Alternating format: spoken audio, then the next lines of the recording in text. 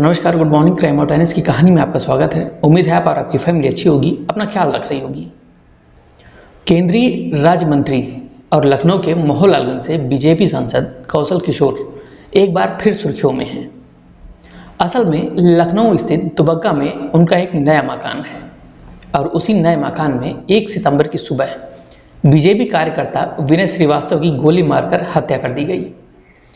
जिसकी हत्या हुई वो कौशल किशोर के बेटे विकास किशोर का करीबी मित्र माना जा रहा है और जिस पिस्टल से विनय श्रीवास्तव की मौत हुई वह विकास किशोर के नाम से ही रजिस्टर्ड है और गोली भी विनय श्रीवास्तव के सर पे लगी, जिससे उसकी मौके पर ही मौत हो गई।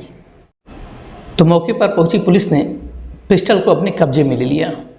सूचना मिलते ही घटनास्थल पर मंत्री कौशल किशोर पहुंचे और उनका कहना था कि उनका बेटा विकास किशोर घटना के वक्त दिल्ली में था और वहां पर वो अपनी बीमार मां जया देवी का इलाज करा रहा था, जो मलिहाबाद से विधायक भी हैं।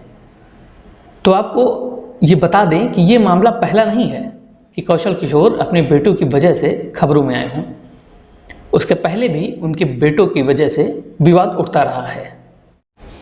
कौशल किशोर के 4 बच्चे हैं। 3 साल पहले 19 अक्टूबर साल 2020 में शराब की लत होने के कारण आकाश किशोर उर्फ जेबी का लीवर खराब हो गया था।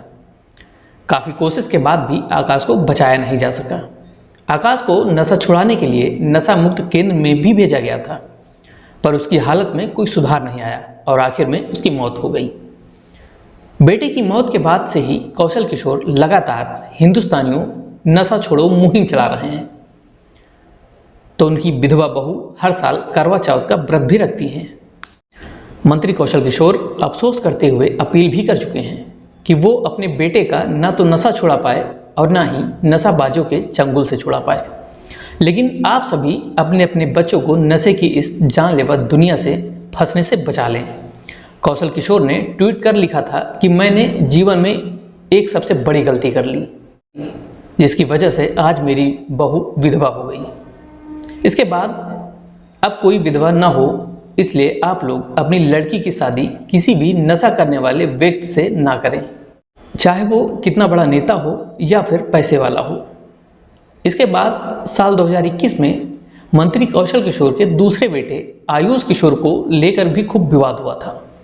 दरअसल आयुष किशोर, जो कि कौशल किशोर के दूसरे नंबर के बेटे हैं, उन पर भी फायरिंग हुई थी। गोलीबारी में वो घायल हो गए थे और उन्हें आनंद फानन ट्रामा सेंटर में भर्ती कराया गया था। मामला एक बड़े नेता का था तो आला अधिकारियों की मीटिंग बुलाई गई और तत्काल प्रभाव से जांच शुरू कर दी गई। तो जांच में आयुष किशोर पर गोली चलाने का मामला फर्जी निकला। पुलिस ने ही कुछ घंटों में ही ये साफ कर दिया कि यह फायरिंग फर्जी थी। तो आयुष ने अपने साले आदर्श से अपने ऊपर फर्जी फायरिंग करवाई थी। इसके खिलाफ थाने में FIR दर्ज हो गई थी। पुलिस ने बताया कि आयुष किशोर ने अपने विरोधियों को फंसाने के लिए खुद पर हमले की साजिश रची थी। आयुष ने अपने साले आदर्श से अपने ही ऊपर गोली चलवा ली। इससे पहले आयुष की पत्नी अंकिता ने भी पति और ससुर कौशल किशोर पर कई गंभीर आरोप भी लगाए थे।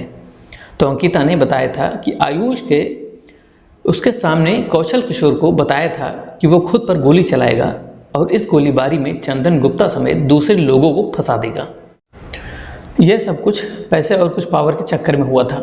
आयुष की पत्नी ने यहाँ तक बताया कि आयुष का चंदन नाम के किसी बिजनेसमैन से किसी बात को लेकर विवाद चल रहा था।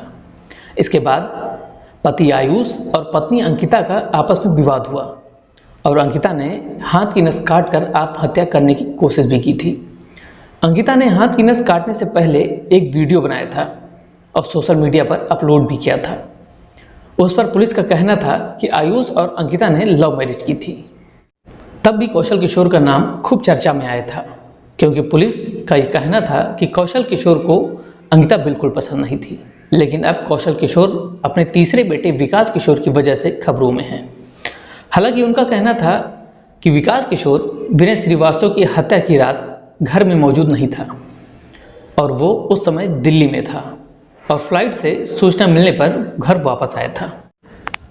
तो बीजेपी कार्यकर्ता विनय श्रीवास्तव इस घर में साल 2017 विधानसभा चुनाव के पहले से रह रहे थे। वारदात के समय विनय के साथ उस घर में 3 लोग थे। पुलिस ने तीनों को अरेस्ट कर लिया है। अब पुलिस इस मामले की जांच कर रही है।